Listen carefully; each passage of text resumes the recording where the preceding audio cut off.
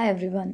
So we were discussing on the animal kingdom and animal kingdom को divide किया गया था on the basis of certain characters into phylums.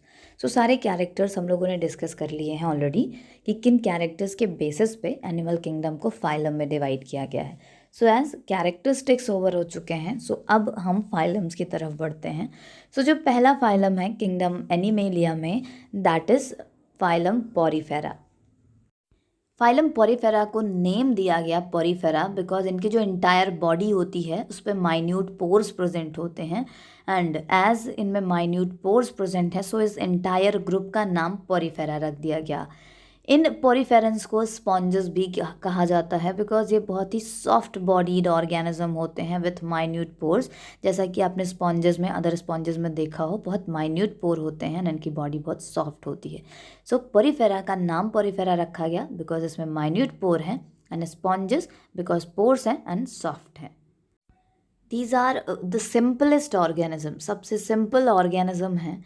ये multi cellular होते हैं but इनमें कोई भी टिश्यू नहीं होता. सो इनमें सेलुलर लेवल ऑफ ऑर्गेनाइजेशन होता है. ये इनवर्टिब्रेट्स होते हैं बिकॉज जब ऑर्गन ही नहीं है तो वर्टेब्रल कॉलम, नोटोकॉर्ड, इन सब के होने का कोई मतलब ही नहीं है. ये इनवर्टिब्रेट हैं. एंड एक्वाटिक स्पीशीज़ होती हैं. एक्वाटिक में भी जो मोस्टली स्पीशीज़ हैं वो मरीन स्पीशीज़ हैं, एंड कुछ ऐसी हैं जो फ्रेश वाटर हैं. डिप्लोब्लास्टिक होते हैं, एसिलोमेटिक हैं, दैट मीन्स इनमें बॉडी कैविटी प्रेजेंट नहीं होती है.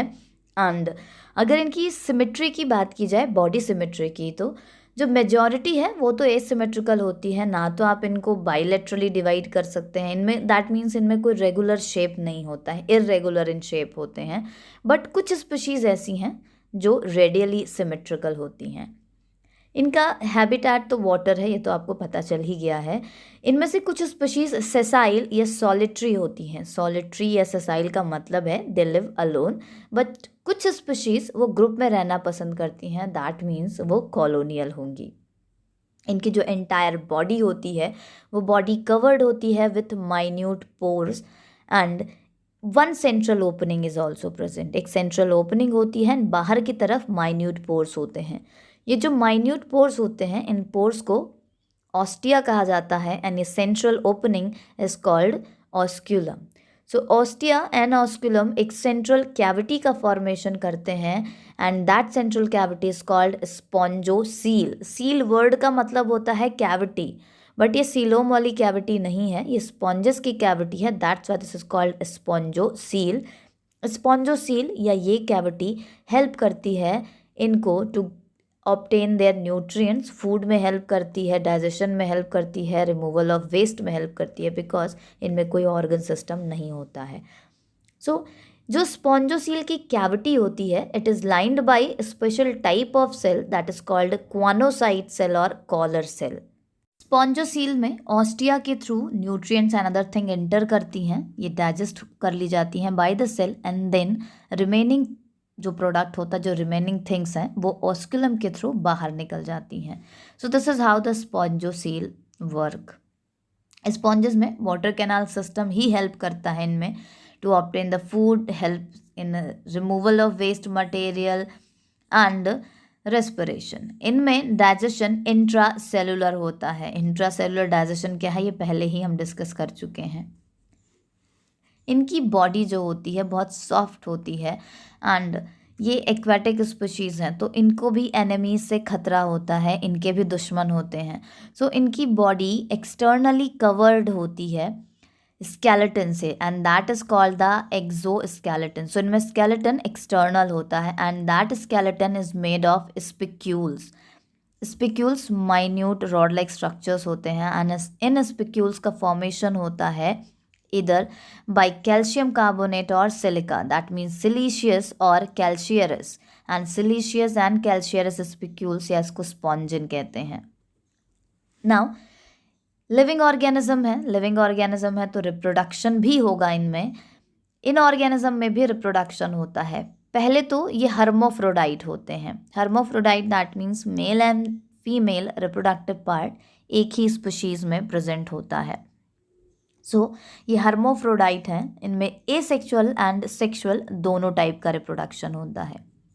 एसेक्सुअली ये रिप्रोड्यूस करते हैं बाय बडिंग और बड फॉर्मेशन। बड का फॉर्मेशन दोनों होता है, एक्सटर्नल बड भी फॉर्म होती है एंड इंटरनल बड का भी फॉर्मेशन होता है। In case of external bud formation एक माइन्यूट बड का फॉर्मेशन होता है फ्रॉम द पेरेंट, देन ये बड इंक्रीज करती है in size. Once the size is increase, bud get detach from the parent and becomes a new sponge, एक नया baby sponge का फॉर्मेशन हो जाता है। इंटरनल बड, जब भी इंटरनल बड का फॉर्मेशन होता है that is called gemmule, and gemmules में स्पोर सिक्योर होते हैं, जब भी ये ओपन होंगे they will germinate into a new baby sponge.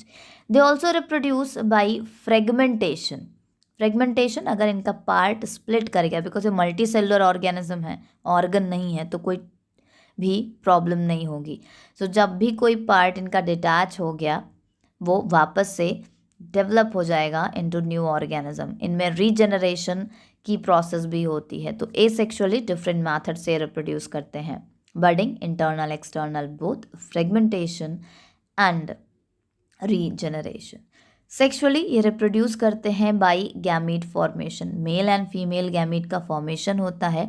Mail gamete enter करता है via the water current inside the female part, because ये हर्मोफ्रोडाइट है। अगर सेम में नहीं तो क्रॉस फर्टिलाइजेशन तो इनमें होता ही है। सो डिफरेंट में इंटर करते हैं and then when the zygote is form, it is released in form of larval stage inside it.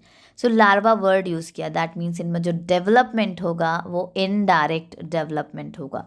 Fertilisation internal होता है बट डेवलपमेंट इनडायरेक्ट होगा। During the development, they undergo in a larval stage, and that larva is called amphiblastula larva. Amphiblastula larva is free living. इस larva को अपने parents के साथ रहने की ज़रूरत नहीं पड़ती है। So this larval stage is completely free living stage.